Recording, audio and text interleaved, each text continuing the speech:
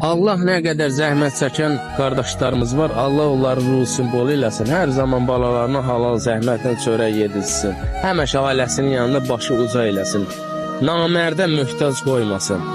Mərdi namərdə möhtac qalan dünyadayıq. Amma Allah həqiqətən deyirəm, bu qardaşları, bu zəhmətkeş qardaşlar ki var, əlləri, ayaqları, yəni baxırsan ki, pis gündədir. Yəni, nə bilim, qurban olum Allaha da. Yəni, insan bu günləri yaşamasa, heç vaxt bilməz ki, kasıbçılıq nədir. Ona görə də mən həmişə demişəm ki, ya Rəbbim, ya Resulallah, bu kasıbları heç vaxt namərdə möhtac qoyma günə.